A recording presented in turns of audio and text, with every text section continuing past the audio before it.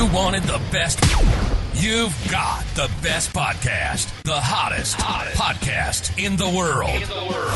The Chris Voss Show. The preeminent podcast with guests so smart you may experience serious brain bleed.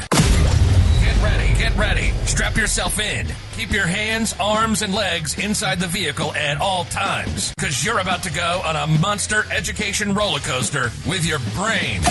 Now, here's your host, Chris Voss. Hi, folks. Chris Voss here from thechrisvossshow.com, thechrisvossshow.com. Hey, thanks for tuning in, guys. Hey, we're covering Collision Conference. We're going to be interviewing about, I think about 5 or 6 different companies from the Collision Conference in Toronto, Canada, 2022, if you're watching this later. And we've got an amazing lady. She's on the show with us today. She is Nicole Ogloza. She is the founder and CEO of Etha, or Etha, however you want to take and pronounce it. Welcome to the show, Nicole. How are you? Good. Thanks for having me. Good. Thanks for coming. We certainly appreciate it. Now, you guys have a booth there at the Collision Conference. Give us your .coms, or your .one, I should say, so that people can find you guys on the interweb. Sure, yeah. You can find us at etha.one. It's actually not .com. So we wanted to use the .one because we want, obviously the whole world together one day. There you go. Etha.one. And so give us an overview of what your company does and how they do it. Sure thing. So basically what we're working on is a social and a news media app that is using AI to prevent political polarization primarily. As you know, in the U.S. it's pretty bad. Is there polarization in the U.S.? Really, I don't know.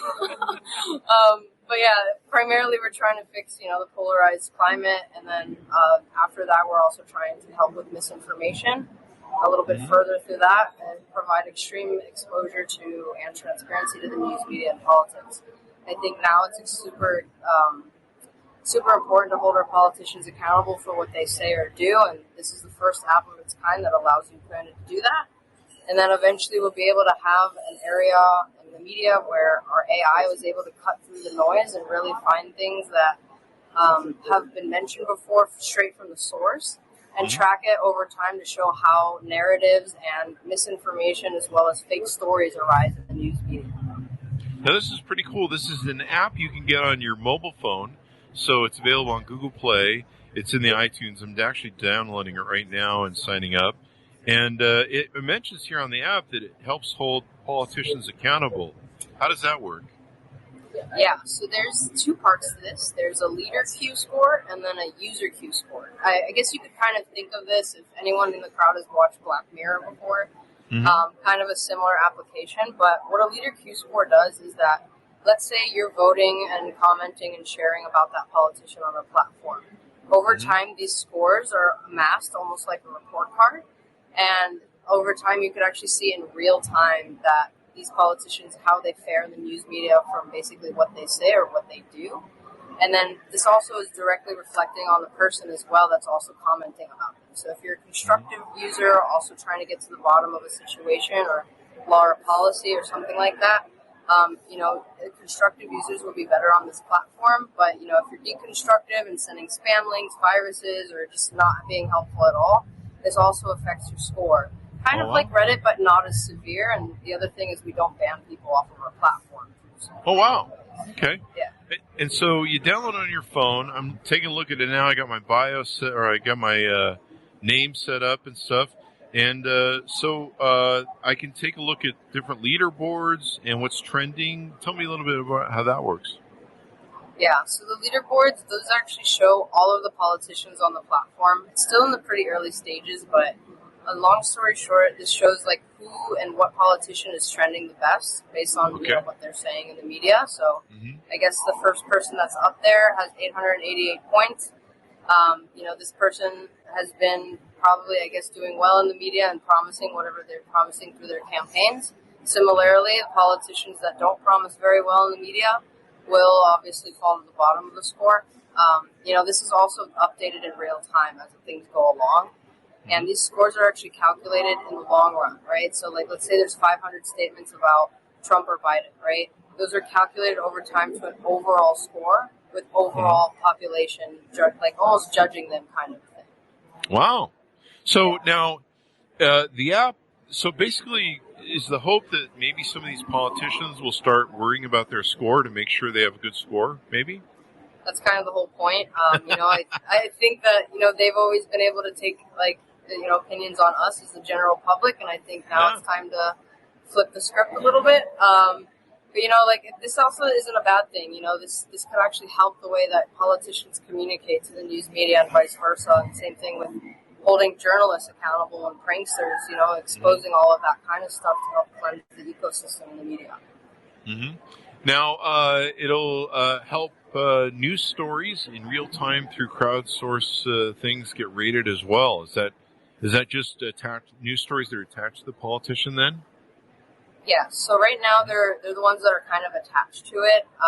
So eventually it'll be like, you could see that first statement that's ever been mentioned anywhere on social, video, audio, any of that. And you could actually see like the source of it and confirmed source, right? So like let's say a politician is at an event, there's 70 people using the Etha app, they could actually say and verify that this actually happened as opposed to one video kind of being moderated on media. But another element is that crowdsourcing can also help with pseudo events in the media and preventing those kind of fake events that do occur in the media. And it's like almost like a wisdom of the crowds, you could kind of say. And so it looks like you've got let's see if I can put somebody up. Here's the let me see if I can hold this up so people can see it on the screen. I'm not sure if it's going to come out too well. Yeah, so you've got an upvote, you've got a downvote, basically with the agree and disagree. And then you can leave a comment, and then you can share individual stuff on social media or wherever you want. This is kind of interesting. You guys have the sourcing for it, too. So I can go to where the source is and actually see the information. So right now, that's like kind of how generally all news media work, but eventually we'll have a whole web where you can see like and play around with the whole web and see just what you're reading that's fake and what's not. It's actually really cool on interactive graphs. So media companies actually do have them internal to their companies, but what we're trying to do is actually expose what's inside of our company and make it open source so people can actually see and play around, with very difficult topics. Let's say if it's an infrastructure bill, what we'll do in this little net is actually showcase and boil it down point by point. So that way people can be educated about the article before they actually start commenting and sharing on our app. And that's really important because, media literacy, depending on, what age bracket you fall in, some people aren't used to technology, right? And that's what we're trying to also aid with is help with education in the news media. Yeah. But through comedy, that's kind of what I wanted to do, have a more comedic spin rather than focusing on the kind of fear-mongering that is in the media right now. Yeah. I like this because it kind of cuts right to the point. People can look at the topics and it educates them. Now, according to this, my news here, your AI can invalidate over 60% of current news stories. Is those like opinion-based news stories or places that come from, that Snopes needs to check or something?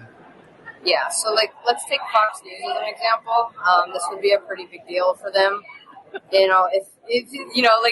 Honestly, if they don't work with us, then yes, it is actually possible to discredit about 60% of their business because of the way that they use media tactics, right? There's a lot of fake news out there, but the way that the media works is that large media houses like Fox, CNN, they have reporters or they actually go on smaller blogs to find those juicy headlines. They don't necessarily have time to check for news or fact check things and things like that, so it kind of gets really lost in the sauce. And then over time, that's how they blow up to these ridiculous narratives and absolute chaos that you see in the media. I've actually been told that the world is a boring place, but media makes it exciting. So that's kind of what we're trying to do is boil it down. Definitely. And hopefully this can make people understand topics more. When I talk to people, we have a lot of political books and authors that come on the show, people from the news media. And, when I go talk to my friends, I'm amazed at how out of touch they are. And this does seem a lot more easier to go through and look at what people are saying. And then, of course, One of the other problems is now no one knows who the representatives are unless they're really into politics like I am. Like, they don't know who their senator is. They don't know who their House of Representatives, whether it's a state or national. Yeah, that's a pretty big problem. And what we're trying to eventually do is use this system. I guess you could kind of say, oh, can you hear me? Yes. Yeah. So what we're kind of trying to do is, over time, people will actually be able to be in their community and, like, let's say there's a pothole, right? And people start getting hurt over it, right? And it's not being escalated to the right person. This platform will actually be used to help escalate certain processes and help, like, with law and policy making, saying, like, hey, people are dying over here. Let's fix this thing first before anything else, all the way down from a granular community level to the rest of the world eventually. Wow, that's crazy. That's crazy. I think it's good for educating people because they can kind of know who their representatives are and what representatives out there are talking about and kind of see their own spin. Anything more we need to know about the product and what you guys are doing there at Collision?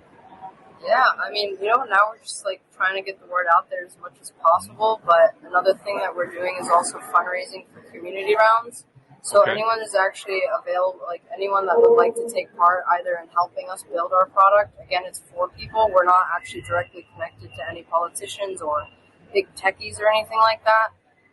We're actually trying to get communities to help chip in and see our product and also build it with us because, it's the future. Definitely. So yeah, that's some way, people can get involved with. We have Stacey Abrams actually on a call in about 5 or 6 weeks. And what we're doing with her is that she's actually going to be sitting with her community and saying, like, hey, this is what our problems are. How do we solve it? And then what me and my co-founder are going to do is actually map out the whole system of how people would like to actually bridge that gap between a politician and their communities.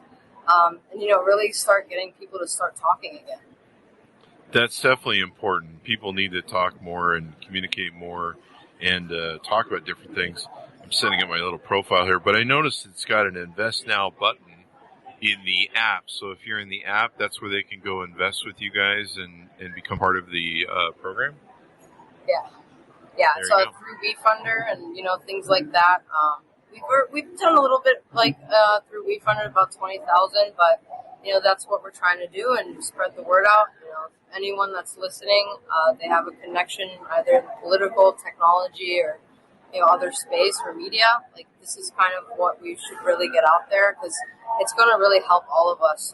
Anyone that's involved with media, down to the general public and even politicians. This isn't one of those scary things that's going to kind of ruin the very fabric of disruption of startups, but it's definitely going to be able to help media sort through some things and really actually see what politicians are saying because we're so far away from them that this has never been possible before except with technologies. Definitely. Well, thank you very much for coming on. We really appreciate it, Nicole.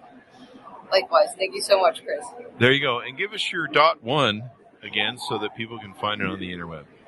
Sure thing. So you can go to Google and search, or the Apple or Google store, Etha.one.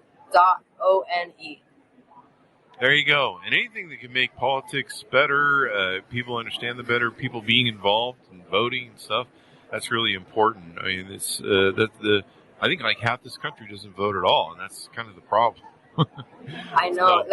It's actually surprising. 159 million people voted last year, in the 2020 elections. Yeah. This was a record-breaking one, but if you actually look back in history, it's been declining significantly. And I think it's because of the loss of the trust in the media and obviously our politicians, but you can't blame them because we didn't have these problems back then when we didn't have these technologies. So this is just sifting the information back and forth right now. That's true.